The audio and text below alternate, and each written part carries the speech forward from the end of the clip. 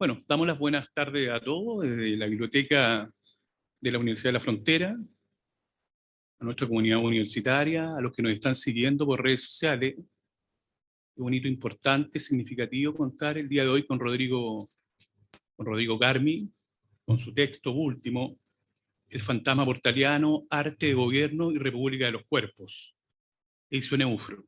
¿Ya? Bueno, en primer lugar, agradecer que en el marco de esta gestión contamos con la disposición abierta y el aliento crítico de Carlos del Valle. Por lo tanto, este fue un primer hito importante. Y esto a raíz, hay que comentarlo, de un par de intervenciones que hizo Rodrigo el año anterior en el contexto del doctorado en comunicación, en donde generamos un debate en torno a pueblos, republicanismo y procesos constituyentes. Rodrigo tuvo la gentileza de participar en 2 coloquios con nosotros, ¿ya? Un primer micro seminario en donde estuvo Benjamín Arditi, Alberto Moreira, Nick Richard y el propio Rodrigo, y en segunda instancia, tiene que haber sido septiembre, octubre del año anterior, en un debate con Cristóbal Belolio, ¿ya? Bueno, de ahí fueron surgiendo un conjunto de intercambios con Rodrigo, de diálogo, de discusiones, alteraciones y provocaciones, ciertamente en este contexto, y Rodrigo estaba ya en el plan de escribir El fantasma portaliano, ¿ya? Y darle, digamos, una cierta contemporaneidad en el debate a esta figura espectral, digamos, a este fantasma. Ciertamente Rodrigo aborda la figura de Portales no desde un canon historiográfico, sino más bien desde un aspecto genealógico, desde la filosofía política, desde una sociohermenéutica, etc. ¿Ya? Lo dejaría hasta ahí. Es una lectura, por lo tanto, bastante innovadora. Bueno, antes de continuar, dar las gracias a quienes hicieron posible, de parte de Edición Eufro, este texto. En primer lugar, de parte de la editorial propiamente tal, a José Manuel Rodríguez, al doctor José Manuel Rodríguez, director de la biblioteca. Le damos las gracias, José Manuel. A Javier Herrera, a Diego Olivares y a Marlis, ciertamente, que forman parte del equipo de la editorial, ¿no? Eso, en primer lugar, importante. Bueno, y el día de hoy nos encontramos con 3 comentaristas que están en pantalla. Está ciertamente Nicole Darat, Carlos del Valle, también Sergio Villalobos Rubinot, y el ámbito de las intervenciones de cada uno van a ser de acuerdo a lo que está en el flyer y en las promociones. Ese fue nuestro sorteo arbitrario, por llamarlo de alguna manera.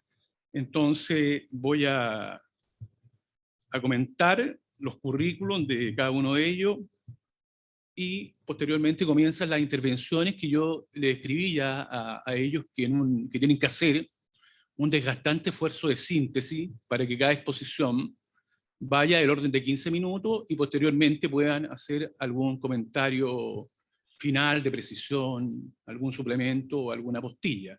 Eso fue lo que está convenido con los comentaristas. Finalmente va a intervenir ciertamente Rodrigo y también tendrá la misma posibilidad si emplazado o interpelado por alguna precisión al respecto, ¿ya?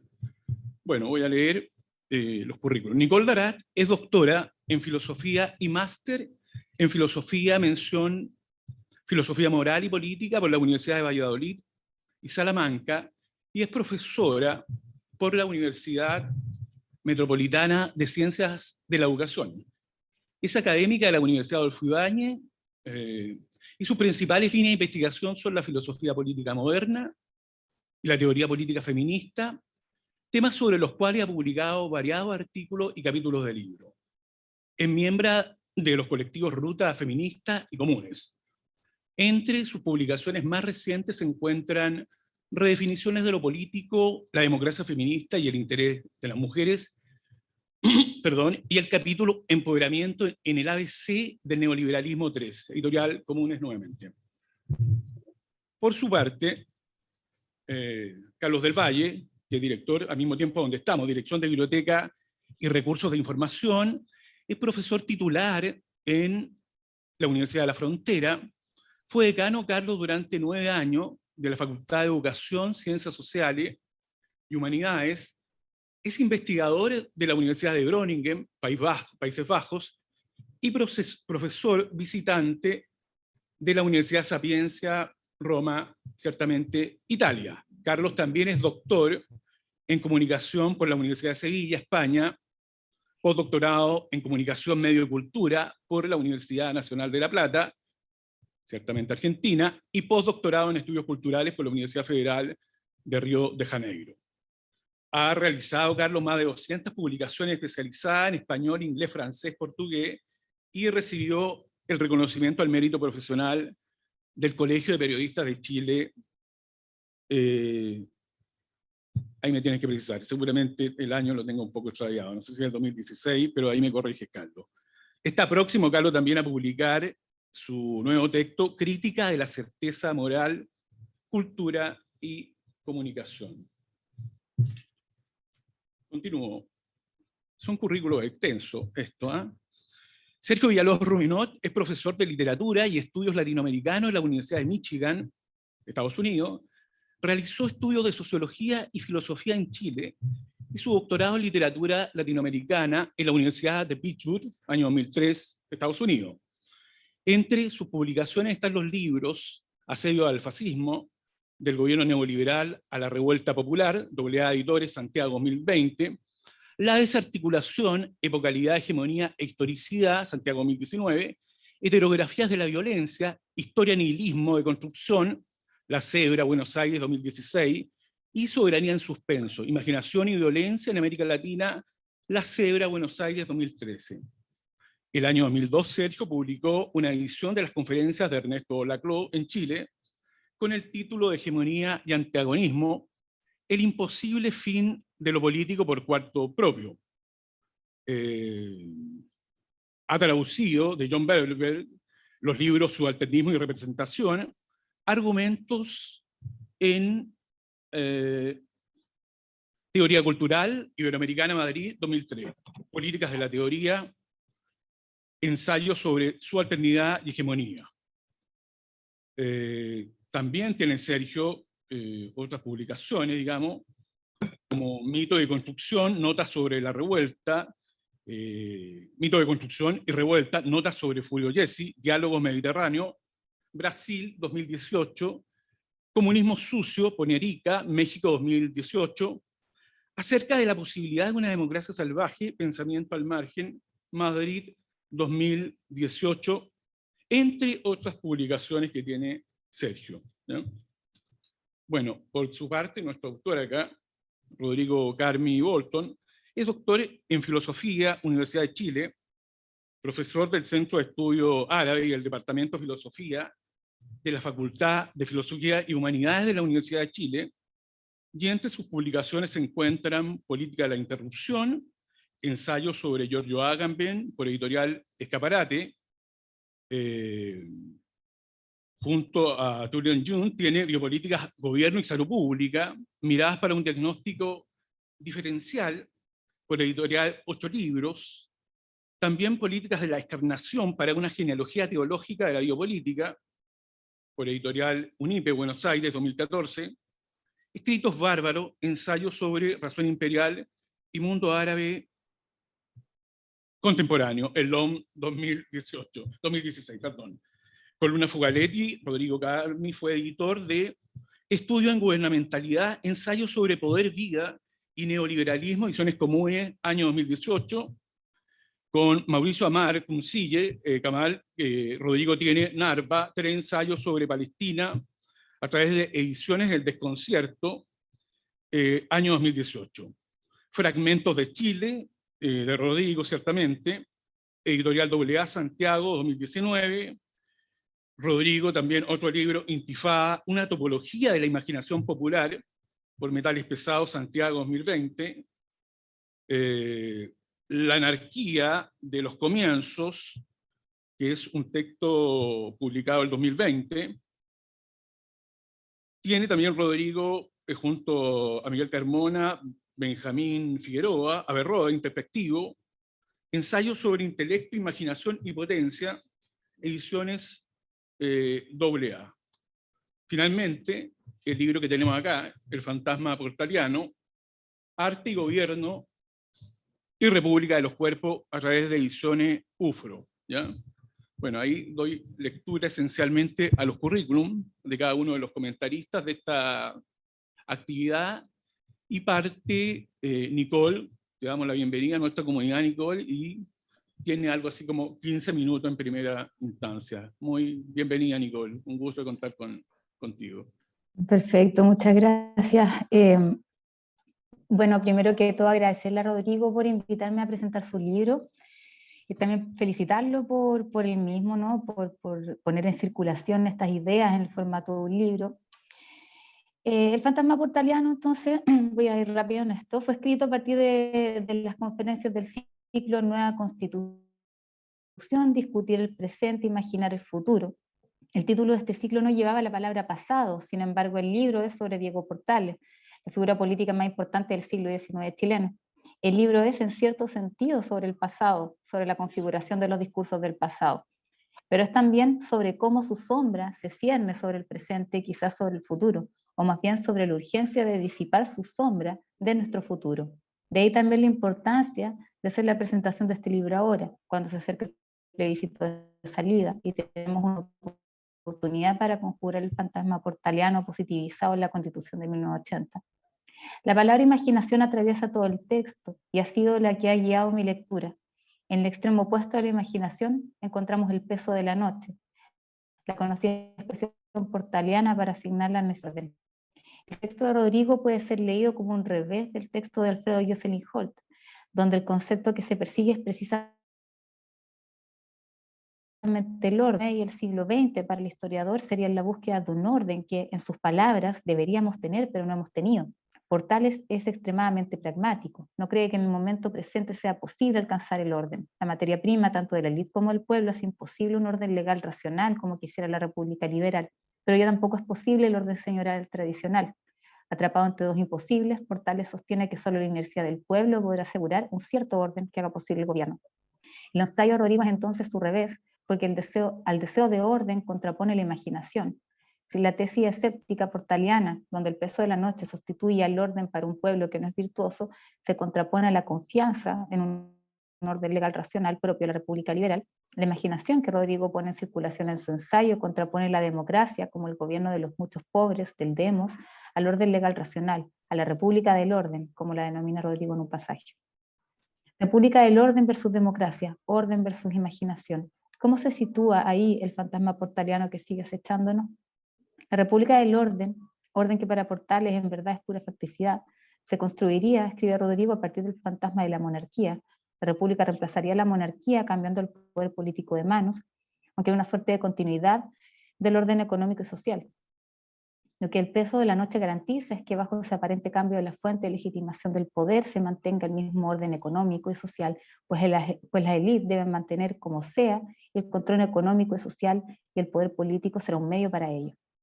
Portales repite cómo se ha inmolado involucrándose en política para poder garantizar dicho orden, aunque detesta a la élite, sobre todo a la élite santiaguina. Es parte de la élite, o al menos comparte intereses claves con ella. La élite tradicional que se convertirá en la élite gobernante, y los militares se reparten el poder, y ese reparto incontestable debería ser el garante del orden después de la anarquía. El peso de la noche, la enigmática expresión portaliana que pareciera aludir a la inercia de las clases populares y que sería la que permite mantener el poder de las élites, aun cuando el mismo Portales duda de su virtud, es una metáfora acuñada por el mismo Portales y de la cual no tenemos noticia previa de su uso, nos advierte Jocelyn Holt. Y el diagnóstico de Portales nos advierte que nos encontremos frente a una república, el diagnóstico de Portales nos advierte que nos encontramos frente a una república sin virtud, un simulacro de república. Quizás habría que decir, si nos ceñimos a lo que afirma Aristóteles en la política, la república, en cuanto forma virtuosa de gobierno, supone que la virtud está diseminada entre todo el pueblo. La democracia, en tanto, sería la forma viciosa o desordenada de la misma, donde los muchos pobres imponen con parcialidad sus intereses sobre los pocos ricos. Como sea, para Aristóteles la democracia era una forma de gobierno viciosa, en tanto no apuntaba al bien común. Parecía más bien una reacción, aunque quizá inevitable, ante el devenir tiranía de la monarquía, pero la república, como tal, requería de la virtud. Una república sin virtud, habría que decir, no más que una oligarquía vestida con los ropajes formales de la dispersión del poder. Esto no podría ser de otra forma si se parte de la constatación de la falta de virtud del pueblo. Esta distancia, esto que impide cerrar el orden de la República Liberal, es analizado agudamente en el ensayo a partir de la vuelta sobre un fragmento del himno nacional, según la cual Chile sería la copia feliz del Edén. Chile no puede ser el Edén. Su falta de virtud es imposible que lo sea. Solo puede ser una réplica, acercarse a ese Edén, que sería la completitud del orden. El término feliz parecería suturar la falta, que no es otra que la falta de las virtudes propias de un ciudadano, por el pragmatismo de Portales, su desprecio del orden legal y de quienes lo defienden, su consideración meramente instrumental de la política, hacen que nos preguntemos cuáles serían esas virtudes que podían eventualmente producir un orden. Probablemente a Portales no le interesaba otro orden que el económico y acumular suficiente poder para producirlo, y con vista a ese fin, las virtudes serían meramente las de la laboriosidad y la frugalidad, por nombrar algunas, aquellas virtudes que ni los jodidos ni las putas de Santiago poseen, pero también otras virtudes amables que hacen que el orden legal sea superfluo. En una de las cartas citadas por Rodrigo, Portales escribe: de mí sé decirle que con ley o sin ella, esa señora que llaman Constitución, hay que violarla cuando las circunstancias son extremas. ¿Y qué importa que lo sea, cuando en un año la parvulita lo ha sido tantas por su perfecta inutilidad? Engaña que se vaya al carajo con sus citas y demostraciones legales, que la ley la hace uno procediendo con honradez y sin espíritu de favor. A los tontos les caerá bien la defensa del delincuente. A mí me parece mal el que se les pueda amparar en nombre de esa Constitución. Hasta ahí la cita. Aquí la ley no aparece como garante de la imparcialidad, sino más bien todo lo contrario. Son las cualidades personales de la honradez y la ausencia de espíritu de favor las que pueden garantizar genuinamente la imparcialidad. La ley para Portales es un obstáculo para la auténtica virtud, que no sirve a la República, sino a la sempiterna lucha del bien contra el mal, que se libre en la tierra y donde la victoria temporal del frágil orden que garantiza el peso de la noche solo puede lograrse violando la ley. La concepción portaliana de la ley es analizada por Rodrigo a partir del significado que adopta la feminización de esta en la carta antecitada. La Constitución es primero una señora que hay que violar, cuando las circunstancias son extremas. El acto de la violación no funciona como una violación correctiva que haría de la Constitución una mujer, que la convertiría en una mujer en toda regla, corrigiendo cualquier desviación del rol del rol que una mujer respetable debería tener. Las violaciones correctivas abundan en las fantasías autoritarias de nuestra élite, aún hoy. No, la violación lo que perpetra es el acto de degradación de señora a parvulita. Esa señora que debe ser violada si las circunstancias lo meritan es en realidad una parvulita por su propia inutilidad. Señora y parvulita no son dos extremos entre los que transita la Constitución producto de la violación, sino que se asemejan más a las serpientes de la cabeza de Medusa, que Portales, convertido en héroe de la República de la copia, se dispone a cortar. Los jodidos, las putas, la señora parvulita, los malos, los delincuentes, son todas esas las serpientes en la cabeza de Medusa. Esta imagen de Medusa decapitada que traigo a colación a propósito de la metáfora portaliana de la violación no es casual. En una de las versiones del mito de Medusa se dice que su capacidad de convertir en piedra a quien la mirara, el inmovilismo o la impotencia, por ejemplo, sería un castigo impuesto por Atenea porque Medusa habría sido violada por Poseidón en su templo. Medusa es violada y el castigo, para ella, es convertir en piedra a quien la mire. Medusa se convierte en la figura castradora por excelencia. La decapitación de Medusa, añade la teórica Mary Beard, es el símbolo de la aniquilación del poder femenino. Para Portales, las leyes son ese poder femenino que debe ser eliminado. En Florencia se encuentra la famosa escultura de Benvenuto Cellini, encargada por el duque Cosimo I de Medici. Se dice que esta escultura representaría al mismo Cosimo como Perseo y a Medusa como la experiencia republicana, con las serpientes emergiendo de su cabeza como un símbolo del desorden. La decapitación de Medusa es el fin de la experiencia republicana a manos del duque. Es la restitución del orden oligárquico frente al desorden de los experimentos populares. Resulta tentador en este punto hacer la referencia a Maquiavelo. De hecho, Jocelyn Holt la hace, pero Rodrigo no. El lenguaje utilizado por Portales para referirse a la ley se asemeja al utilizado por Maquiavelo para referirse a la fortuna. No voy a citar brevemente, no dice la fortuna es mujer y es necesario, si se quiere tenerla sujeta, golpearla y someterla, zurrarla en algunas otras traducciones. Dejo hasta ahí a Maquiavelo. El lenguaje de la violencia para someter a la mujer en tanto que ser veleidoso, la apelación a la virtud de la audacia y la fiereza que se requieren para aprovechar la ocasión, que siempre es fugaz, pero que el verdadero virtuoso es capaz de aprovechar, son aspectos no meramente accidentales de esta cita de Maquiavelo. Por otro lado, El peso de la noche pareciera asemejarse a la razón de Estado maquiaveliana. La inercia del pueblo, indispensable para el orden, se asemeja a lo que plantea el Florentino sobre la fundación, en el capítulo sobre la fundación, ¿no? La necesidad de una violencia fundante que sea capaz de hacer del pueblo una materia informe y disponible. El peso de la noche pareciera ser la inercia que garantiza esa informidad y disponibilidad.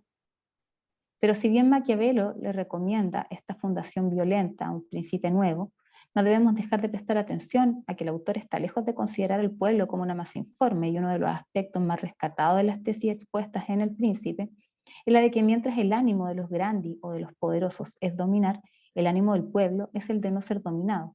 Este deseo de no ser dominado puede interpretarse como la resistencia del pueblo ante la imposición del orden de los grandi, como el deseo de una libertad que excede al orden oligárquico. Rodrigo no equipara portales a Maquiavelo y deja ahí una puerta para que la imaginación prefigure otras entradas al texto del Florentino, otras formas de ser pueblo que intercepten la forma de portales, que conjuren su fantasma. La figura de Medusa se nos representa como una figura femenina, capaz de encarnar todo aquello que la política oligárquica feminiza. Por un lado la ley, en tanto que rostro castrador del poder bruto, y por otro, como la potencia democrática que perturba el orden. No es fácil conciliar ambas imágenes, pero ver a Bartales en la pose de Perseo sosteniendo la cabeza de Medusa como un trofeo puede ayudarnos. Es la república oligárquica portaliana la que corta la cabeza de Medusa, de ese poder que se opone al poder bruto, ya sea como ley, ya sea como democracia. Quizá esta misma representación de Medusa pueda ayudarnos a entender cómo podríamos tener esperanzas en una nueva constitución, un aparato legal, que pudiera torcer el escudo de Portales y convertirlo en piedra finalmente. Hasta aquí solo he hablado del orden, pero como decía en un principio de mi presentación, me interesa leer el ensayo de Rodrigo como un ensayo sobre la potencia de la imaginación y sobre el futuro. Invertir el mito de Medusa sería un primer ejercicio de imaginación. Las cartas portalianas, como dice Alejandro Filbaum, se han seguido enviando hasta nuestro presente. Necesitamos una práctica política que devuelva esas cartas al remitente. Rodrigo expone que la democracia es el lugar de la imaginación, mientras que la república es el lugar del orden. Sin embargo, me gustaría tensionar esta distinción con otra, las repúblicas plebeyas frente a las repúblicas oligárquicas. En un texto reciente, Luciana Cadalla y Valeria Coronel contraponen las fantasías decoloniales a las que consideran exotizantes a la imaginación republicana, rescatando precisamente el archivo de esas experiencias y experimentaciones de las repúblicas latinoamericanas que ensayaron formas de gobierno antirracistas y antioligárquicas, que ensayaron así un genuino universalismo, frente a los falsos universales que pregonó la Ilustración. Recuperar este archivo, nos dicen las autoras, nos permite reflexionar sobre el vínculo entre la participación popular y las mediaciones institucionales. Cadalla y Coronel abren un conjunto de preguntas imprescindibles. ¿Cuál es el lugar de lo institucional? ¿Existe algún procesamiento posible por parte de la institucionalidad de esta imaginación política? En las primeras páginas del libro, Rodrigo escribe, y cito, lanzados a la intemperie de los tiempos, sea el presente escrito una advertencia. La redacción de una nueva constitución puede que no comporte mucha dificultad si es que dicho proceso no modifica sustantivamente los ordenamientos del fantasma. Muy diferente y llena de peligros resulta la escritura de una nueva constitución desprendida del fantasma portaliano. Un texto que imagina un mundo sin el gobierno fuerte y centralizador y su específico y complejo arte de gobierno. Conjurar el fantasma significa abrir la imaginación popular, destituir el peso de la noche y no reproducir su misma lógica en la nueva constitución. Hasta ahí la cita. Conjurar el fantasma significa abrir la imaginación popular. ¿Qué imagina la imaginación popular? ¿Cómo podemos pensarnos más allá del peso de la noche? ¿Recurrir al archivo de las experimentaciones republicanas del siglo XIX en América Latina? Quizás ahí hay algunas pistas, al menos hay un registro de que ha sido pensable pensar una república diferente, en clave plebeya, no oligárquica. La Constitución ya está redactada. Vemos cómo el proceso constituyente puso en circulación la imaginación política no solo a través de la representación, sino a través de los cabildos, audiencias públicas, pero dio mayor oportunidad a los grupos organizados que a los ejercicios más espontáneos de esa imaginación. El proceso destituyente que hizo posible el proceso constituyente fue también un conjunto de ejercicios de imaginación política que convivían con jornadas donde la violencia estatal de un lado y la resistencia de otro, hicieron que a la alegría muchas veces se sumara la angustia y la pena. Los muertos siempre los pone el pueblo, me decía una compañera en una reunión en aquellos primeros días de la revuelta. ¿Cómo puede la imaginación popular conjurar el miedo impuesto por la violencia, por la precariedad, por el abandono? el cansancio cuando cae la noche para quienes deben extener sus fuerzas día a día, el impulso de sumergirse en los paraísos artificiales que para la oligarquía siempre fueron signo del vicio que caracterizaba a las clases populares y justificaban su exclusión de la república, la necesidad de sostener la inercia del abandono. Quizá la enigmática figura portaliana del peso de la noche haya que contraponerle la noche de los proletarios rancierianos, esa jornada que excede las jornadas y que es el espacio donde se permite poner en juego la imaginación política popular. Chiara Bottici, en su libro Anarcafeminismo, vuelve sobre la figura de la política prefigurativa, como el ejercicio que consiste en vivir de acuerdo con la idea de democracia que imaginamos, producirla en nuestras prácticas cotidianas. Sin esta práctica, diría yo, ningún texto podrá conjurar finalmente el fantasma portaliano. Hasta ahí mi presentación.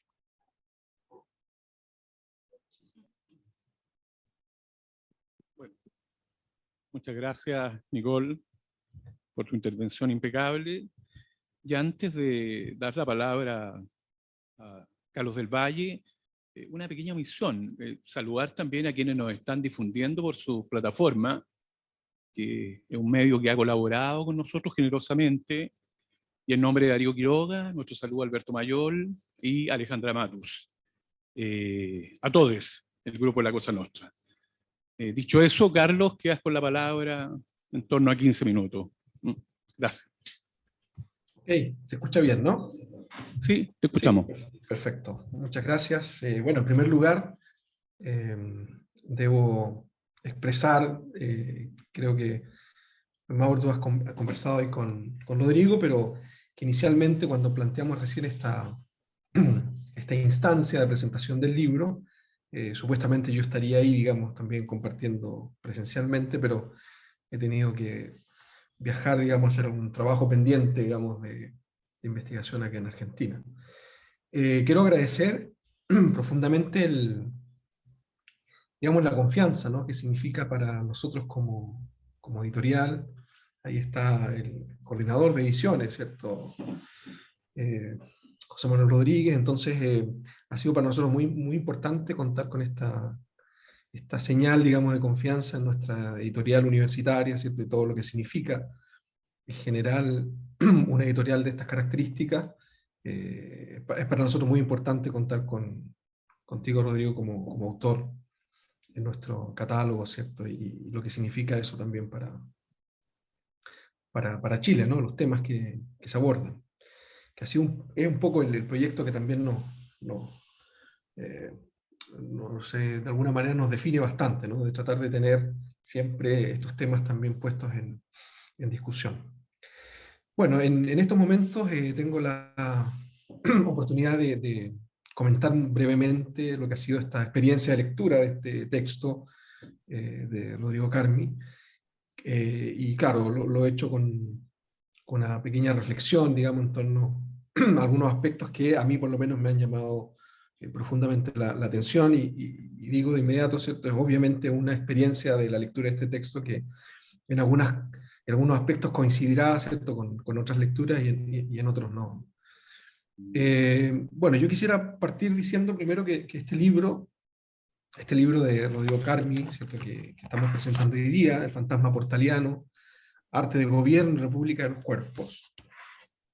En primer lugar, es un texto que es complejo por la diversidad de registros que tiene, ¿no? Es decir, esa complejidad asociada a esa diversidad de registros, porque el texto contiene ciertos registros que van desde la filosofía política, también hay elementos del psicoanálisis, ¿cierto?, y de sociología sobre todo de lo cotidiano, ¿no?, contando algunas de las experiencias que ahí aparecen. Creo que, entre otras, ¿cierto?, son algunos de los registros que uno puede encontrar en este libro.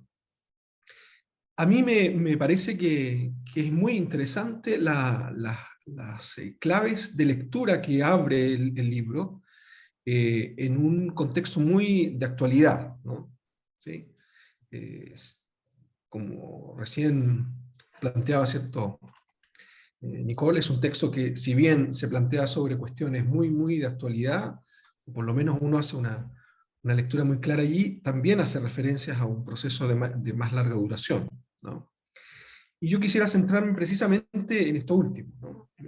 Al hacer la reflexión en esta última, quizás coyuntura, ¿no?, de de los aportes, digamos, en claves de lectura que hace el texto.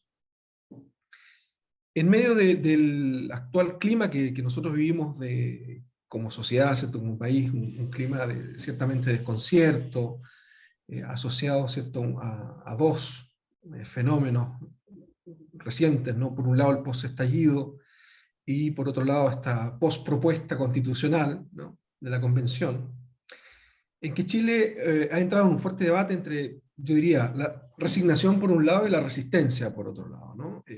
Creo que esa tensión está muy fuerte hoy día, y no es solo en Chile, sino que uno también lo puede observar en el resto de los países latinoamericanos, ¿no? Y en este contexto me parece a mí que el autor, Rodrigo Carmi, nos ofrece un destello de lucidez para seguir mirando a este Chile actual, con esos avances y esos retrocesos, con esas esperanzas y esas perplejidades, y con las profundas contradicciones que tiene, ¿no? Uno, al observar todo ese contexto, podría unirse, ¿cierto?, a esa situación de desesperanza, ciertamente, de resignación o resistencia, pero creo que aquí hay un aporte en una lectura muy interesante sobre cómo podemos comprender el Chile actual, ¿no? Porque no cabe duda que vivimos una fase muy avanzada, en primer lugar, de la matriz civilizatoria, y en esto coinciden muchos autores, Raúl Zaffaroni, por ejemplo, ¿no? Que plantea que muchas de las cuestiones que se quisieran hoy día hacer en América Latina están obstaculizadas por este avance de la matriz civilizatoria, ¿no?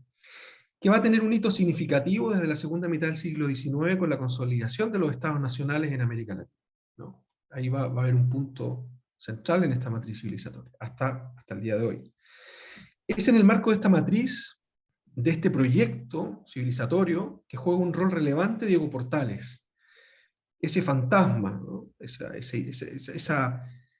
esa idea que es más que un nombre o que una figura, es un modo de gubernamentalidad, ¿cierto?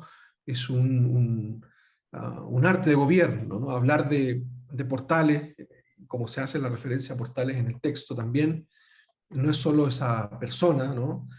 Sino que también es ese conjunto de modos de entender el gobierno, ¿no? de entender el arte de gobernar. Lo anterior, en palabras del propio autor, hace de la República de Chile una república del orden, una república que no es más que el fantasma de la monarquía española. Es decir, en ese sentido el fantasma, ¿cierto?, portaliano deviene en una suerte de presión, ¿no?, histórica, y que hace que se tienda a replicar ese mismo modelo que en algún momento, ¿cierto?, produce ese salto, que en el fondo no es un salto tan paradigmático entre el modelo de la monarquía española y de las nuevas repúblicas, de los nuevos estados nacionales nacientes. He aquí, a mi juicio, una clave interesante para comprender no solo el Chile del siglo XX, sino también el Chile actual, porque en efecto hay en el ejercicio, por ejemplo, reciente de la nueva Constitución, una relación fisurada con ese orden portaliano y con el arte de gobernar el deseo de los pueblos, como también señala en otro apartado el autor. Porque si consideramos la propuesta de la nueva Constitución como un posible giro a este orden portaliano consagrado por la Constitución actualmente vigente, las posibilidades de este giro estarían determinadas, lo dice el autor, por la medida de las modificaciones que ésta hace o no de dicho orden. O sea, lo que estaría en disputa sería, ¿cierto?, hasta qué punto esta nueva propuesta constitucional es capaz de modificar o no dicho orden. Por lo tanto, un rechazo, una oposición, podría entenderse también como una oposición a esas modificaciones posibles, por lo cual aparecen con tanta fuerza argumentos como la falta de seguridad que otorgaría, ¿cierto?, la nueva Constitución en relación a, por ejemplo, las leyes de excepción del derecho penal del enemigo, que son actualmente en uso, o el exceso que aparece también en los argumentos de atribuciones y privilegios otorgados a los enemigos del orden histórico del Estado-Nación. Todo eso aparece como los argumentos, uno de los tantos argumentos centrales para oponerse a estas posibles modificaciones, ¿no?, que la nueva constitución haría en relación a ese orden. Los cuerpos territorios de estos enemigos, así como la subjetividad de los diferentes movimientos sociales insurgentes durante el estallido social, expresada en los cuerpos que desbordan la matriz racial tradicional blanca y masculina, aparecen como deseos de la sociedad que deben ser rápidamente gobernados. Así la crítica a una nueva constitución deviene una crítica al estallido de los cuerpos y de las subjetividades que entran en escena de modo protagónico, junto, por supuesto, a lo social, lo público, lo plural y lo medioambiental. Que una repetición de la fantasmática del portalianismo solo puede entender como subjetividades gobernadas, sujetas, subordinadas, en sujeción permanente bajo el peso de la noche. Lo que está en juego entonces será también la posibilidad o no de una república de los cuerpos, de un mundo posible en el cual las más diversas subjetividades tengan sus propias dinámicas emancipatorias. Frente a esta emancipación, se reclama entonces al Estado defender a la sociedad de estos desbordes subjetivos, de esta explosión de las singularidades que hay que volver al redil. Porque en este orden fantasmático portaliano, amén de la consagración del capitalismo neoliberal, los únicos cuerpos que pueden fluir sin límites son los cuerpos mercancía que circulan en el mercado. Aquí se espera del Estado apenas regulaciones cada vez menores, garantías de un libre flujo y sobre todo la capacidad de parchar las fisuras que genera la voracidad del modelo económico. Parafraseando y ciertamente constriñendo un poco al autor, diríamos que una nueva constitución solo sería posible a la medida que conserve a la anterior. Sin embargo, probablemente el autor me dirá que no son necesarias las constituciones ni las leyes para asegurar este orden, porque para eso está el peso de la noche, es inercia social que reproduce en sí misma el orden. En efecto, me parece a mí al menos que el próximo fin de semana veremos precisamente en acción esa inercia social. Muchas gracias. Sí, nos faltaba eso. Muchas gracias, Carlos. Y bueno, ahora le toca a nuestro querido amigo Sergio Villalobos. Sergio, un gusto de saludarte. Tienes la palabra. Un gusto. Igualmente, Mauro, agradecerle a todos por la invitación, saludar a Rodrigo y mucho gusto también por escuchar a Nicole y a Carlos, ¿no? A quienes no he podido conocer personalmente, pero con quienes concuerdo absolutamente en los énfasis, ¿no? Sobre todo en situar la relevancia del libro en el contexto de la votación que se nos viene encima, ¿no? Yo quiero hacer unos cuantos comentarios enfatizando la importancia del ensayo de Rodrigo, ¿no? Y la estructuración del ensayo, además me parece ágil, muy bien escrito, de capítulos cortos, incisivos, ¿no? Pero aparentemente directo, pero desplegando una máquina conceptual y una máquina analítica que desborda el libro y que está abierta, digamos, para otros análisis, ¿no? Me parece muy, muy importante esto, ¿no? Después, claro, por supuesto, me parece que el libro reescribe de una u otra forma otros dos libros anteriores que no son chilenos, pero que son totalmente atingentes, o por lo menos permiten releer estos dos libros de manera contingente, ¿no? Uno sería, por supuesto, Pedro Páramo, que no es sino la gran novela mexicana que alegoriza de manera fantasmática la configuración soberana del poder en el contexto mexicano, ¿cierto? De la posrevolución, ¿no? Escrita en 1955, ¿no? Y también llena de recursos de carácter fantasmático, ¿no? Recuerden que todo esto ocurre en Comala, que es un pueblo que básicamente alegoriza la condición ambivalente, casi al nivel del purgatorio, ¿no? Del mismo proceso de la Revolución Mexicana en el momento de su extinción o agotamiento institucional, digamos. Y por supuesto, el otro libro que inmediatamente aparece aquí es Respiración Artificial, la famosa novela de Ricardo Piglia, que está escrita precisamente en función de una relación con el pasado, es decir, con la organización, digamos, del poder soberano en el tiempo de la dictadura de Rosa, a partir precisamente de indagar, digámoslo así, la historia íntima de la soberanía a través del género epistolar, digamos, ¿no? Cuestión que en el libro de Rodrigo aparece de manera también bastante pronunciada, porque se trata de una interpretación de las cartas de Portales, ¿no? Entonces me parece que el libro tiene la gracia en principio de que más allá de Chile, por supuesto coincido con los análisis de Carlos y de Nicole. Maya de Chile plantea el problema de la misma configuración soberana de los pactos y de los estados nacionales en América Latina, cuestión que ha estado en el debate, ¿cierto? Y que permite entonces no retomar esta cuestión para evitar pensar de que efectivamente lo que está ocurriendo en Chile tiene alguna excepcionalidad, digamos, porque esto sería reproducir la excepcionalidad o el excepcionalismo que ha definido precisamente la operación del dispositivo conservador chileno, digamos, ¿no? Me interesaría a mí leer algunas cosas que están en las páginas del libro, ¿no? Por ejemplo, en la página 27, Rodrigo muy precisamente dice: denominamos fantasma portaliano a la formación imaginaria e histórica, o si se quiere, a la máquina mitológica que no deja de producir imágenes y epifanías orientadas a transformar las potencias del deseo en la inercia y pasividad de los cuerpos, proceso que se anuda en tres ámbitos diferenciales y articulados. Una forma de saber, es decir, que produce un sujeto que sabe gestionar la cosa pública, pues genera la ilusión de conocer mejor que nadie qué es mejor para ella. Una forma de producción de poder, es decir, una forma que ejerce un poder excepcional supuestamente legítimo en función de las propias circunstancias que, de manera tautológica, solo él decide gracias a un gobierno fuerte y centralizador, ¿cierto? Y que se ejerce como dispositivo de normalización de la excepción, esto es lo que después se llamará el peso de la noche, y una forma de subjetivación, esto es una forma que produce una determinada articulación del yo como cuerpo nacional exento de fisuras y grietas, es decir, la utopía de una comunidad fisurada, ¿no?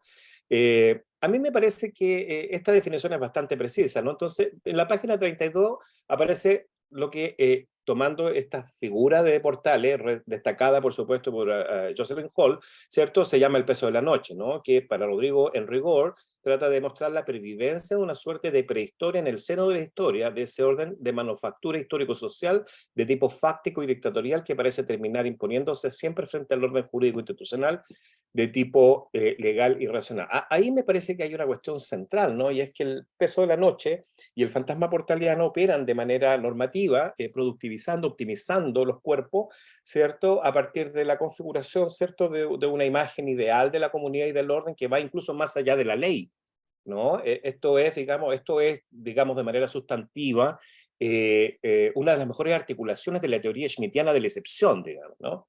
Ahora, el marco histórico en el que esto se despliega también me parece importante, porque esto está inscrito no en términos de las relaciones generales del siglo XIX con el XX, sino en función de tres momentos abismales en la configuración de este pacto de carácter conservador, ¿no? 1833, que es precisamente la configuración del Estado fuerte portaliano; 1925, que es el pacto que desplaza, ¿cierto?, de manera presidencial la anarquía parlamentaria, ¿cierto?, y 1980, que es la refundación del Estado fuerte para, por supuesto, superar el caos producido por los desbordes del movimiento popular en la época trágica, digamos, de la unidad popular, digamos, ¿no? Ahí me parece que la cuestión es muy fuerte, ¿no? Porque efectivamente esto es lo que le da absoluta actualidad a la intervención de Rodrigo, ¿no? Si pensamos que en el fondo lo que históricamente se ha elogiado tanto de Chile, el que constituye un país con tan pocos ensayos constitucionales, con tan pocas constituciones, con tanto respeto a las instituciones y a la misma ley, digamos, después de Estados Unidos, que supuestamente mantiene la misma constitución desde su origen hasta hoy, ¿cierto? Y que solamente habría incorporado 29 enmiendas, digamos, ¿no? 4 páginas, 2000 palabras y 29 enmiendas, digamos. Chile sería un caso excepcional porque tendría 3 o 4 constituciones, a diferencia, por ejemplo, de casos como el de Bolivia, donde hay más de 50 constituciones en el siglo XX, por ejemplo, ¿no? Y sin embargo, lo que Rodrigo nos muestra precisamente es que en realidad más que 3 constituciones ha habido siempre una, que es la constitución normativa del peso de la noche, ¿cierto? Que está siempre dispuesta a ejercer su control, su dominio, frente a la amenaza anárquica, representada no solo por los movimientos populares, sino también por los intentos de una generación liberal, ¿cierto?, reformista, que pretendía radicalizar la agenda democrática, tanto de la independencia como en el siglo XX, ¿no? Después, otra cuestión que me interesa mucho señalar, digamos, tiene que ver con, fíjense esta frase que está en la página 21, ¿no? Conjurar el fantasma significa abrir la imaginación popular, destituir el peso de la noche y no producir su misma lógica en la nueva Constitución. Cuestión absolutamente pertinente. Pero quiero enfatizar esto porque me parece que la palabra conjura acá no es menor, digamos. La dejo ahí y voy a la otra frase. Página 135. El fantasma portaliano es una máquina mitológica que apuntala el código de la política en Chile. A partir de él, la República de Chile deviene República de Orden, o si se quiere, oikonomía. ahí me parece bueno que se juegue efectivamente la pertinencia del ensayo de Rodrigo. Quiero destacar dos cosas para terminar, ¿no? Una cuestión tiene que ver con la relación entre fantasma y conjura, que me parece está en el debate contemporáneo de manera bastante fuerte, digamos, y que tiene que ver, por ejemplo, con la cuestión de lo fantasmático, lo espectral, y con lo que Derrida llamó, por supuesto, la ontología, o la fantomología, o lo que la Clau tradujo como rondología, digamos, ¿no? Es decir, esta espectrología que viene a poner en cuestión la ontología como ontoteología, digamos, ¿no? Antes de Derrida y antes de la constitución del vocablo ontology, ya María Torok y Nicolás Abraham habían hablado del fantasma como, curiosamente, en el mismo sentido del peso de la noche, como configuración de una herencia intergeneracional, es decir, como el peso de la memoria del padre, digamos, reprimiendo las posibilidades del desborde en la vida de los hijos, ¿no? En una interpretación que quedó ahí, pero que efectivamente tiene mucha potencia, porque en el fondo plantea el siguiente problema: ¿cómo entramos en relación con el fantasma? ¿Es posible efectivamente conjurar el fantasma? ¿Desde dónde conjuramos el fantasma? ¿Es la crítica, ya sea en términos psicoanalíticos o en términos históricos, genealógico, político, suficiente para entrar en relación con el fantasma? ¿No será que precisamente el peso de la noche o el peso del fantasma tiene que ver con su capacidad flexible de escapar el momento de materialidad, precisamente en la medida en que constituye una presencia sin metafísica de la presencia? Es una cuestión interesante, ¿no?, a pensar, porque tiene que ver además con el siguiente problema. Si es que el fantasma portaliano constituye la versión mitológica de un dispositivo soberano materializado en la figura del Estado, ¿es suficiente oponer a este fantasma la figura del pueblo como algo así como una especie de soberanía popular que cumpliría una función diametralmente opuesta, pero lamentablemente inversamente proporcional? ¿Cuál es el concepto de imaginación popular que está en juego en el libro? Se trata, como diría Verbal Schmember en una crítica reciente a Rodrigo, ¿no?, de que Rodrigo está incorporando acá una noción fuerte, sustantiva de pueblo, o se trata precisamente de hacer la diferencia entre, ¿cierto?, el pueblo tal cual aparece en las ciencias sociales, ¿cierto?, y en la historiografía clásica, y una relación al pueblo que también es fantasmática, pero que no es fantasmática en el mismo sentido en que lo es, por ejemplo, la operación del dispositivo, ¿no? Y eso podría ser analizado desde el punto de vista de lo que Rodrigo instala en la cuestión lacaniana del espejo, pero incluso más importante, me parece a mí, es la referencia a la cuestión de la máquina mitológica en Jesse, ¿no? Porque la máquina mitológica, tal cual es descrita por Jesse y muy inteligentemente utilizada por Rodrigo, no puede ser simplemente desactivada a partir de confrontarla con una verdad histórica. ¿Ah? Porque la máquina mitológica es precisamente la fábrica misma de producción de la verdad histórica. Entonces, la cuestión es cómo se entra en relación con el fantasma, cómo se entra en relación, ¿cierto?, con este dispositivo sin producir una segregación que termina restituyendo de manera invertida a otro dispositivo. Es decir, cómo escapamos al efecto escópico de la soberanía estatal que produce como imagen invertida de sí mismo la soberanía de un pueblo organizado, único, etcétera, ¿no? Por tanto, esto que parece ser una pelea meramente conceptual es la pelea entre fantasmas, digamos, ¿no? Y es la pelea de nuestra relación con ellos, digamos, ¿no? Y la segunda cuestión que me parece a mí, además, que quede abierta, ¿no?, porque efectivamente la apertura desde el dispositivo del fantasma portaliano y el peso de la noche hacia la organización de los cuerpos como oikonomía, o como diríamos, ¿no?, después del EFOR y después de la configuración de la soberanía de los cuerpos, de la soberanía de la carne, digamos, heterogénea y múltiple, o incluso después de la crisis de lo que Kantorovich llamó los dos cuerpos del rey, etcétera, ¿no? O de lo que Agamben llamó el reino y la gloria, ¿no? Lo que se abre es la siguiente pregunta para Rodrigo, ¿no? ¿Cómo este dispositivo, el fantasma portaliano, el peso de la noche, se complementa y entra en relación con la optimización productivista de los cuerpos en el contexto de instalación del capitalismo, efectivamente como horizonte final de sentido en el que se explican los procesos de acumulación y las metamorfosis soberanas? Ahí me parece que es central el libro de Rodrigo, porque el libro de Rodrigo muestra lo siguiente: no solo que el pacto del 1833, de 1925 y de 1980 reinstituyen el momento normativo conservador, ¿cierto?, que termina por exorcizar la imaginación popular, sino por otro lado, Rodrigo nos muestra que la misma configuración del Estado en forma portaliano es la primera transición chilena. Es decir, que la transición que vivimos desde 1989 en adelante no es sino la repetición histórica de aquella otra transición que permitió, ¿cierto?, a partir del desligamiento, el delinking, la ruptura con el poder imperial español, la reconfiguración de una república conservadora en la que subsistían los elementos conservadores de la organización colonial previa. En esa metamorfosis de la soberanía, más que una ruptura liberadora, lo que hay que investigar son las estrategias de metamorfosis del poder para reconfigurarse y reinstalarse en lo que, por ejemplo, Gramsci llamaría la apropiación de los procesos revolucionarios a partir de la configuración de una revolución pasiva. Ahora, ¿qué significa eso? Significa básicamente que Chile nunca salió de su transición, que la perpetuación del fantasma no es sino la perpetuación de una forma soberana, metamórfica o flexible, que es capaz siempre de contener el desborde de los cuerpos, y entonces en ese horizonte la pelea por el fantasma sigue siendo relevante. A mí me parece que el libro pone todo esto en el debate, y lo hace precisamente en el momento en que la posibilidad de un proceso constituyente adquiere absoluta actualidad, sobre todo considerando que se trata de un proceso constituyente que no responde a la figura de un pueblo homogéneo, identitario, étnicamente identificable, sino a una heterogeneidad marcada por la irrupción de los debates y de las protestas feministas, por la cuestión migratoria y por la cuestión indígena, que ya no pueden ser reducidos al formato identitario del Estado Nacional y a lo nacional popular del siglo XX, y por lo tanto, estoy totalmente de acuerdo con Nicole, esto abre la pregunta por qué significaría efectivamente, más allá de la fantasía de un proceso decolonial neo-identitario, qué significaría efectivamente pensar la cuestión del fantasma en relación con lo que Nicole y con lo que por supuesto Luciana han llamado, ¿cierto?, la configuración plebeya de un republicanismo que piensa la institución de una manera distinta, no solo como pura reproducción del orden mítico de la ley, sino como prótesis, ¿cierto?, que sustenta la forma en que los movimientos sociales se dan a sí mismos cuerpos protésicos que van potenciando la vida en común. Me parece que esa es la cuestión que está ahí, y hay un montón de cosas que se pueden decir y muchos debates, pero saludo el libro y saludo que este libro además inaugure una colección necesaria de seguir profundizándonos con tantos amigos. Hasta ahí lo dejo.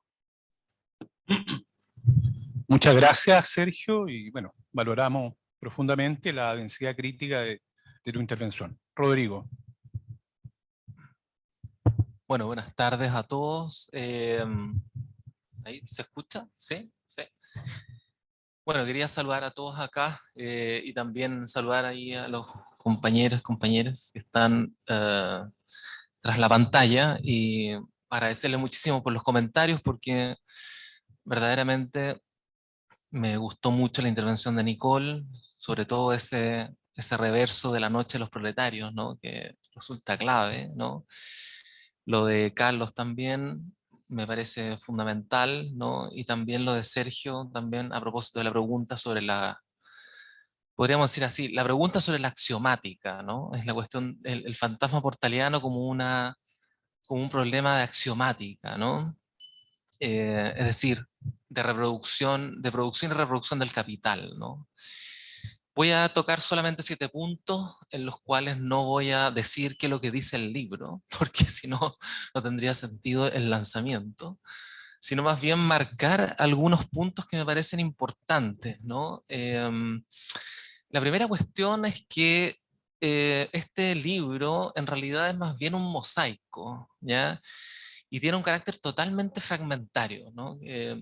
No se propone, por así decirlo, ofrecer un marco historiográfico, sino más bien un diálogo crítico con la propia historiografía, ¿no? Un diálogo crítico con la propia historiografía, donde de alguna manera intenta plantear la pregunta sobre una posible genealogía, ¿cierto?, ¿no?, o una genealogía por venir, ¿no?, acerca de la articulación fantasmática de la noción de orden, la noción de subjetividad, la noción, ¿no?, de Estado y su relación con el capital, básicamente. La segunda cuestión es que yo creo que este libro, al menos para mí, significó más bien escribir una suerte de comentario, ¿no? En realidad este libro es un comentario específico, ¿ya? Que básicamente es un comentario sobre el epistolario de Portales, ¿ya? Y como buen comentario, ¿cierto? El comentario es básicamente una práctica filosófica considerada, al menos desde el punto de vista moderno, como una práctica menor, ¿ya? Y la relación crítica que este comentario tiene con la historiografía es básicamente una relación en donde lo que se juega es el trastocamiento de la noción temporal, de la cuestión del tiempo, ¿no? No trabajamos con hechos históricos, ni tampoco trabajamos con tiempo cronológico, sino que más bien trabajamos con acontecimientos y básicamente con una relación intempestiva con la temporalidad, ¿no? Y un poco lo que marcaba Nicole, ¿no? Y lo que han marcado Carlos y Sergio también, a propósito de que, por supuesto, no es un texto lineal, ¿no? Sino que más bien, pero que sin embargo sigue siendo o intenta ser, ¿cierto? Un texto de reflexión histórica medianamente densa, digamos, ¿no? En ese sentido, es un comentario también, bueno, a la historiografía de Jocelyn Holt, por un lado, ¿cierto? Y a la historiografía de Salazar, ¿no? Donde de alguna manera se mantiene en el libro una relación crítica, ¿no? Con ambos, ¿no?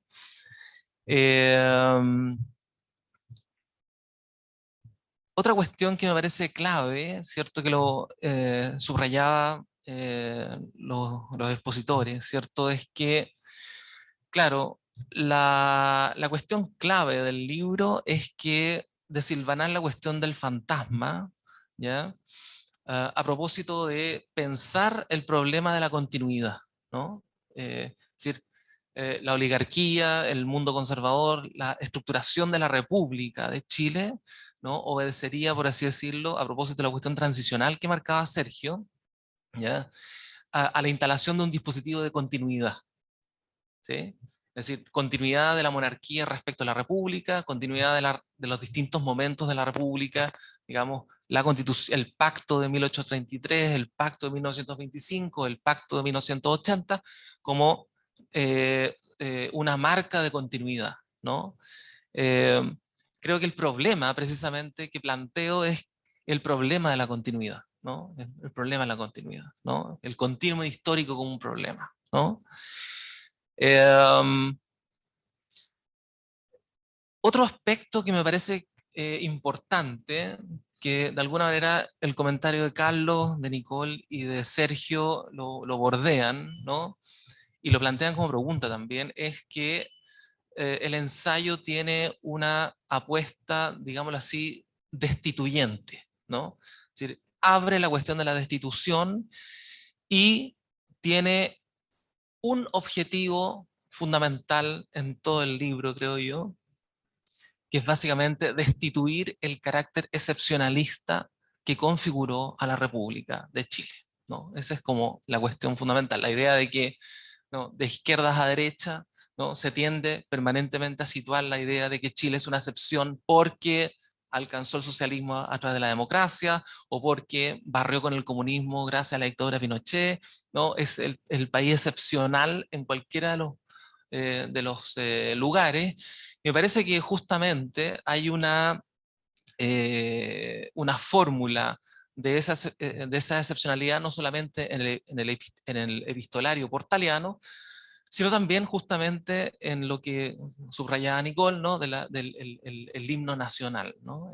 Particularmente en la estrofa que designa a Chile como la copia feliz del Edén, ¿no? Y entonces la tesis que se juega en cierta medida es que Chile en realidad nunca fue imaginado por la oligarquía como una república, sino más bien como una economía, ¿no?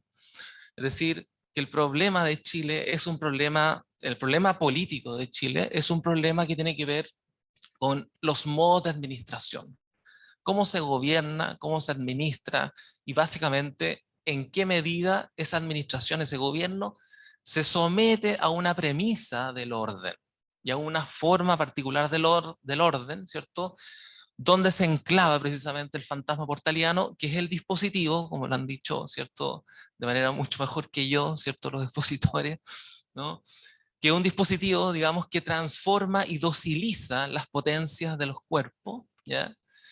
En la inercia, ¿no?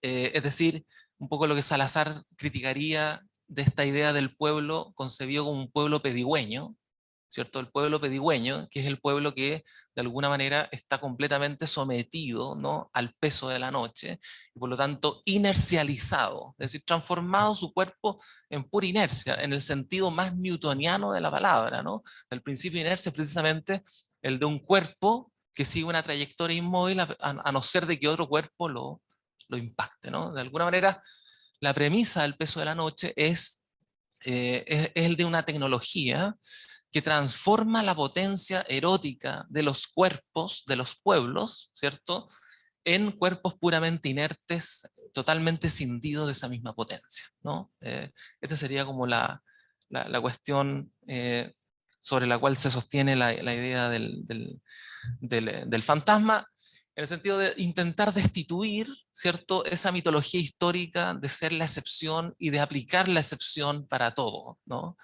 De alguna manera, Carlos remarcaba muy bien, ¿cierto?, cómo este proceso que está experimentando este país también está en otros lugares, ¿no?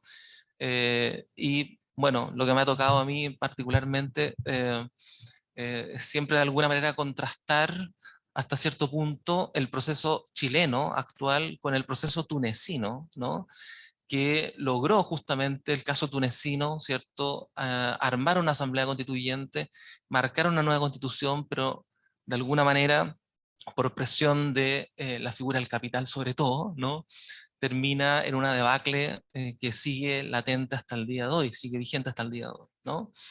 Pero creo que ese sería como el punto de la destitución, hay destituir la idea de la excepción chilena, ¿no?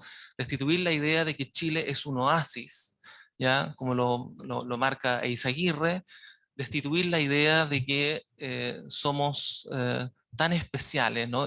Y sobre todo, esa obsesión horripilante que tiene este país de intentar plantearse siempre como modelo de algo, ¿no? Esa obsesión por los modelos que, digamos, se debaten los economistas, debaten los sociólogos, digamos, los politólogos, los historiadores, etcétera. ¿Cuál es el modelo de, ¿no?, para plantear cualquier tipo de política pública mínima? Entonces, ¿a qué modelo nos ceñimos? ¿Por qué hay una idea de parte del poder político de que siempre hay que ceñirse a modelos, ¿no? ¿Por qué no hay una invención de, ¿no? No, siempre la cuestión del modelo, ¿no? Y creo que eso está formulado en la idea de la copia feliz del Edén, y está formulado también, por supuesto, en lo que denominamos el fantasma portaliano, ¿no?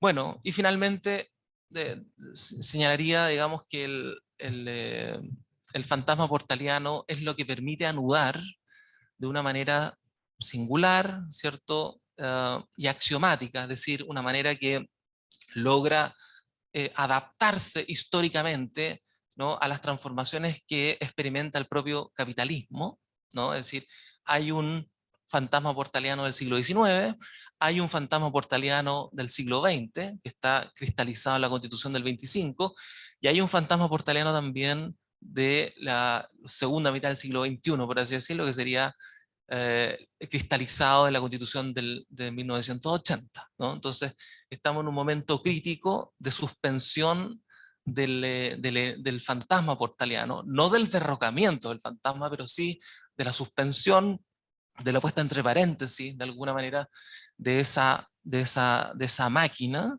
¿no?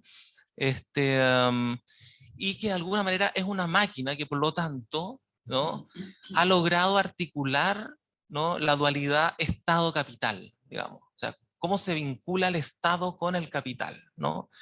Y entonces, una de las cuestiones que aparece en el libro es cómo la figura del Estado-capital en realidad es la desmaterialización de la antigua teología política medieval de los dos cuerpos del rey, que aparece, digamos, cristalizada en las distintas formas que adquiere el fantasma portaliano, por decirlo de alguna manera, ¿no? Solo tengo muchos agradecimientos para todos, sobre todo a Mauro Salazar aquí, que me acompaña y que ha sido uno de los verdaderos culpables de de toda esta escena, ¿no? Quiero también agradecer a Javier ahí, con quien trabajamos juntos, digamos, durante un mes bastante intenso, tratando de editar este pequeño mamarracho que teníamos en un principio de texto, ¿no? Así que gran parte también Javiera tiene mucha responsabilidad en la redacción más o menos límpida que terminó del texto. Así que, y quiero agradecer también a los amigos acá, a Carlos, ¿cierto?, por acoger esta publicación en la universidad, también por tu exposición, a Nicole, ¿cierto?, que, bueno, no nos vemos hace tiempo, pero yo sabía que tenía que presentar una cosa como esta, así que te agradezco muchísimo los comentarios, y por supuesto a Sergio, con quien compartimos más de una instancia, ¿no?, en todo esto. Así que un abrazo a todos, muchas gracias. Damos un fuerte aplauso a Rodrigo, sin duda alguna. Bueno, ciertamente reiterar las gracias a Nicole, a Carlos, a Sergio, a Carlos del Valle, porque tuvo la paciencia, desde la obsesión mía, por primero convocar a Rodrigo a los seminarios del año anterior y posteriormente la publicación, ¿ya? Y reitero también al equipo editorial, Javiera, Diego, Marlis y el director José Manuel Rodríguez. Hay un par de preguntas, Rodrigo, que están en red para darle espacio, si me lo permiten, a la autoridad antes de alguna apostilla de los expositores. Joaquín Gutiérrez pregunta, dice, excelente presentación, Rodrigo, pero ¿cuánto ha influenciado la construcción que han hecho los historiadores de Portales? Estoy pensando especialmente en Edward y en su fronda. Reitera al mismo tiempo, agrega Joaquín Gutiérrez, cuán relevante el rol de los historiadores ha sido construir el fantasma, como intentar exorcizarlo, cosa que no se ha logrado ni por Villalobos o Salazar. ¿Es posible lograr este exorcismo, digamos, desde la historia? Pregunta Joaquín Gutiérrez. Bueno, gracias por la pregunta. Bueno, efectivamente. Aclaren que se refiere a Sergio Villalobos Rivera, por favor. No es Sergio Villalobos que tenemos aquí. No, por supuesto, o sea, en algunos pasajes del libro, lo que subrayo es efectivamente el hecho de que la historiografía conservadora, sobre todo, ha funcionado como una publicidad, ¿no? Como un aparato de publicidad, que sería la figura de la máquina mitológica, ¿no? Un aparato de publicidad que construye precisamente el fantasma. O sea, no cabría hablar de fantasma sin el aporte de la historiografía conservadora. O sea, la historiografía conservadora es quien construye efectivamente ese fantasma, que es básicamente un fantasma que ejerce una manera de concebir la política de carácter autoritario, ¿cierto?, oligárquico, y que de alguna manera, ¿cierto?, la pregunta por el más allá de Portales, por así decirlo, yo creo que es una pregunta muy similar a la que planteaba Sergio, efectivamente, hacia el final de su intervención, y un poco la que redondeaba Nicole a propósito de la cuestión de la República Plebeya, ¿ya? Yo creo que habría que buscar por ahí, y de alguna manera el libro lo que intenta mostrar es que el campo de la imaginación popular, ¿ya?, es un campo de experimentación política, ¿ya?, que cabría seguir abriendo, ¿no?, y que cabría subrayar, ¿no?, frente precisamente a la idea de la historiografía conservadora, ¿cierto?, que en general apunta a la construcción del genio, ¿no?, Portales como el genio, pero al mismo tiempo denosta, ¿no?, la participación popular o la irrupción popular, calificándola de una simple anarquía. La palabra anarquía, que es una palabra que la intelectualidad oligárquica chilena utiliza permanentemente a propósito de el acontecimiento de octubre del 2019, es sin embargo una vieja palabra que la propia oligarquía ha usado en los distintos momentos de sublevación, ¿no? Y por supuesto, solamente diría que la posibilidad de ir más allá del fantasma no es simplemente un asunto teórico, es un asunto teórico, pero es sobre todo un asunto político, ¿no? Bien, muchas gracias, Rodrigo. No sé si Sergio Villalobos Ruminot, a propósito de la aclaración, Nicole o Carlos quieren establecer algún complemento, alguna precisión, alguna apostilla respecto a la intervención que ha hecho Rodrigo. Abrimos los micrófonos. Sí, Yo Sergio, quisiera decir perdón. algo, pero me parece que Nicole, que tiene otro compromiso, si quiere ella primero. No, yo no apostillaría nada, reiteraría mi agradecimiento a Rodrigo por la invitación y felicitaciones por el libro. Así que te dejo la palabra, y a Carlos también. Gracias. Carlos, ¿voy yo primero si quieres o tú? Como quieras. ¿Vale tú? Ok. Ya. No, a mí me parece que, claro, insisto, digamos, que la publicación es muy buena, que la línea editorial abre un campo de debate, que no es menor que el libro esté estructurado en torno a una tensión polémica entre Jocelyn Hall y Salazar, que de una manera casi, lo que llamé el efecto escópico de la soberanía, ¿no? Reproducen invertidamente dos formas de la configuración soberana, digamos, que hay que interrogar, independiente de que uno se identifique más con una que con la otra, ¿no? Me parece también importante la cuestión de los destituyentes, pero yo quisiera enfatizar otra cuestión que me parece central, porque hay dos niveles. Hay un nivel más concreto del análisis del libro, donde efectivamente a partir del análisis epistolar de Portales se configura una analítica del dispositivo o de la máquina mitológica, ¿cierto?, conservadora chilena. Y después hay otro nivel que es más metateórico, si ustedes quieren, que tiene que ver con el problema de la historia.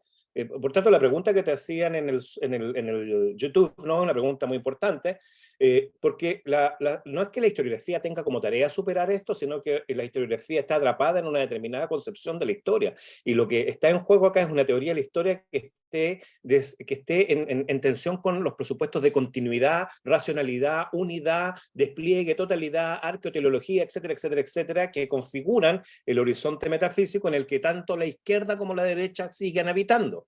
Entonces, no es un problema solo de la derecha.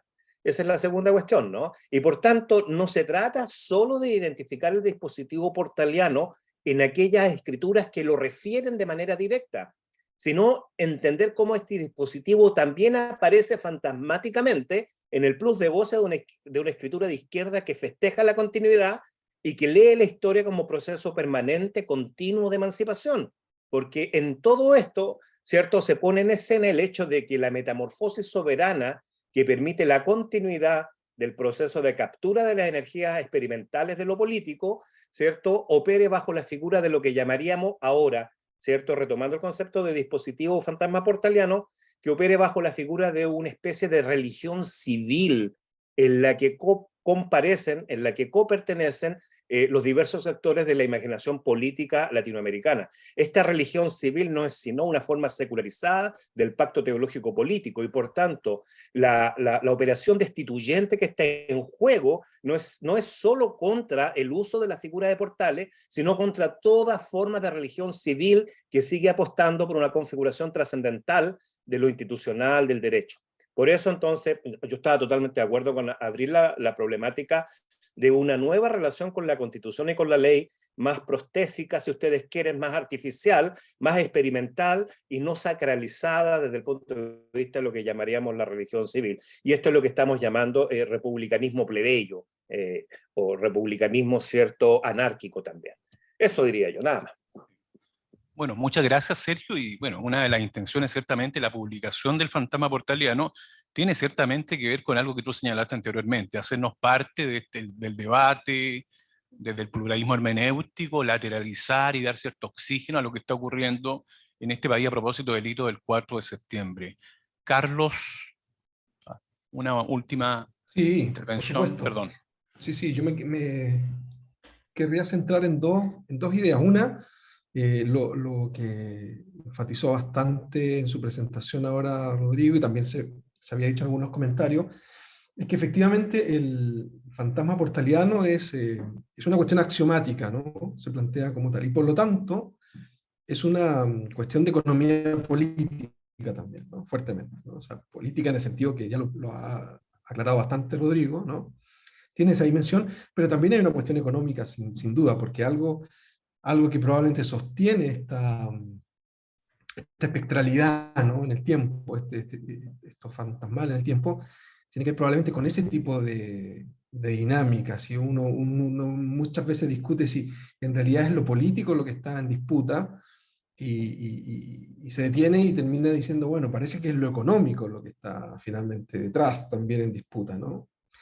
Y la política aparece más bien como un cierto ejercicio, ¿no? De cada cierto tiempo, pero los intereses que están detrás de ella son probablemente los que han transversalizado todo esto, y probablemente son los mismos que estaban en su momento como intereses, ¿no? Y lo otro es lo que plantea también Rodrigo en su libro, que junto con decir que es una cuestión axiomática, también dice, y es una cuestión praxeológica, digamos, ¿no? Tiene una dimensión muy práctica que tiene que ver con que el fantasma portaliano también impone cada cierto tiempo esa inercia, ¿no? La impone, porque se nutre de esa inercia. O sea, el fantasma portaliano sabe, como noción, ¿cierto? Como idea, sabe que existe esa inercia, y que probablemente no sea necesario a veces, ¿cierto? Imponer tanto la fuerza, sino que esa inercia va a ser capaz de revertir las cosas. Y probablemente en el momento coyuntural en que estemos ahora, sea justamente uno de aquellos en que se impone la inercia, o se intenta imponer la inercia por sobre otras acciones, como fue diferente, por ejemplo, en el 73, ¿no? Ahí se impone otro esquema, pero aquí probablemente se está jugando mucho a imponer esa inercia, y vamos a ver hasta qué punto, digamos, se logra, ¿no? Hacer el próximo fin de semana. Eso, muchas gracias. Yo podría añadir algo muy cortito a propósito de lo que decía Carlos, que cuando lo Adelante, escuché, Nicole. claro, aquí hay algo muy, muy interesante también, a propósito también de que estamos en la UFRO, ¿no? El racismo igual. A mí me pasa cuando escucho los discursos de la oligarquía chilensis, ¿no? Uno dice, claro, efectivamente detrás de todo esto está el interés económico, ¿no? Detrás digamos, del avasallamiento y la violencia contra los pueblos originarios está el interés económico, pero no solamente eso, me da la impresión de que el racismo sigue un curso, no es solamente la máscara del interés económico, sino que tiene una existencia propia, ¿no? O sea, hay un racismo que está más allá, hay un miedo también a la mezcla. Cuando uno escucha los discursos quizás más íntimos de las oligarquías, hay un miedo a reconocerse como mestizos también. Entonces yo también añadiría esos pelos en la sopa como para entender, digamos, esta configuración, ¿no? De la república oligárquica. Solo eso. Gracias, Nicole. Bueno, hay algunas cosas que señalar. Este fantasma tiene próximas presentaciones. Una de ellas es el 30 de septiembre, Santiago, Cafetería, y participan Alondra Castillo, ex convencional, si no me equivoco, Paloma Castillo, y quien prologa el fantasma, Diamel Altit, ¿ya? Subrayar este punto también. Y a través del Instituto 17, jueves 8 de septiembre, organizado y cuyo coordinador es Gerardo Muñoz, estarán Camila Vergara, Iván Torres y Ángela Boitano. Al mismo tiempo, agradecer los comentarios que están en red de Gonzalo Díaz Letelier, bueno, también los de Iván Torres y un conjunto de amigos del Espacio Crítico.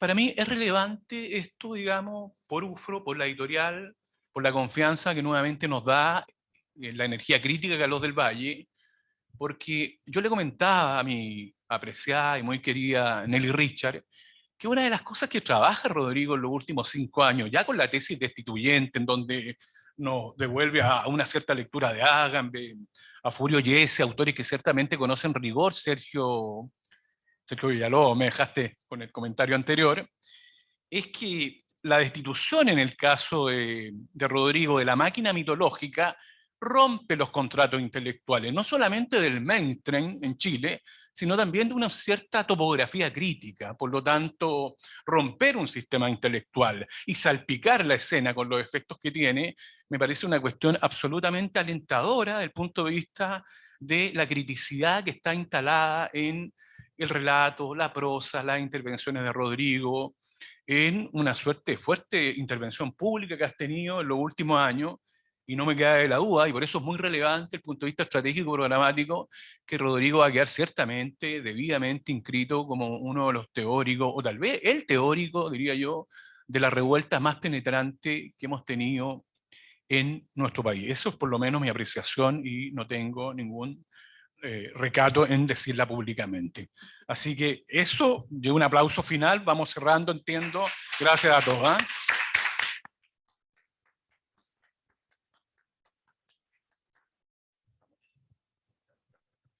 Adeu, adeu.